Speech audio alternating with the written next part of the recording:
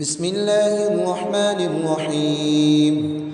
تبارك الذي بيده الملك وهو على كل شيء قدير، الذي خلق الموت والحياة ليبلوكم أيكم أحسن عملا وهو العزيز الغفور، الذي خلق 7 سماوات طباقا ما ترى في خلق الرحمن من تفاوت فارجع البصر هل ترى من فطور ثم ارجع البصر كرتين ينقلب إليك البصر خاسئا وهو حسير. ولقد زينا السماء الدنيا بمصابيح وجعلناها رجوما للشياطين وأعتدنا لهم عذاب السعير. وللذين كفروا بربهم عذاب جهنم وبئس المصير. إذا ألقوا فيها سمعوا لها شهيقا وهي تفور تكاد تميز من الغيظ كلما ألقي فيها فوج سألهم خزنتها ألم يأتكم نذير قالوا بلى قد جاءنا نذير فكذبنا وقلنا ما نزل الله من شيء إن أنتم إلا في ضلال كبير. وقالوا لو كنا نسمع أو نعقل ما كنا في أصحاب السعير فاعترفوا بذنبهم فسحقا لأصحاب السعير. إن الذين يخشون ربهم بالغيب لهم مغفرة وأجر كبير.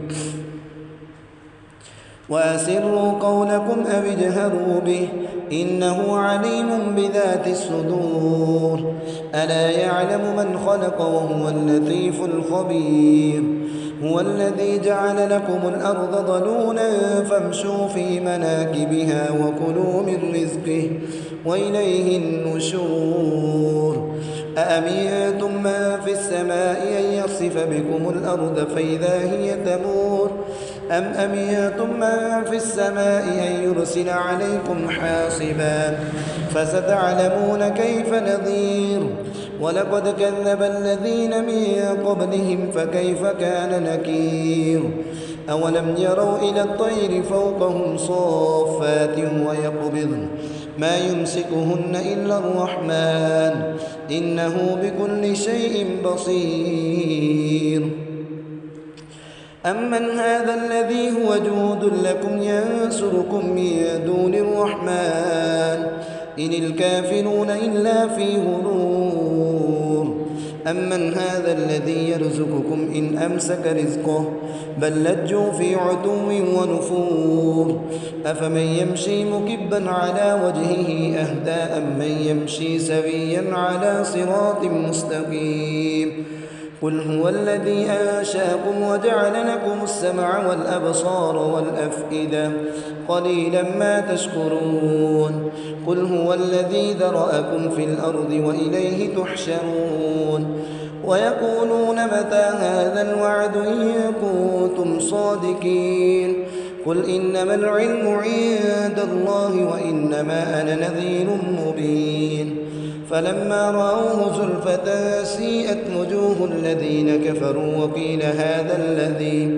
وقيل هذا الذي كنتم به تدعون.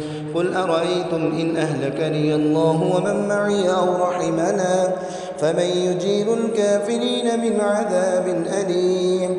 قل أرأيتم إن أصبح ماؤكم غورا فمن يأتيكم بماء معين.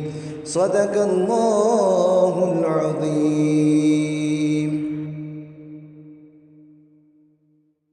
بسم الله الرحمن الرحيم.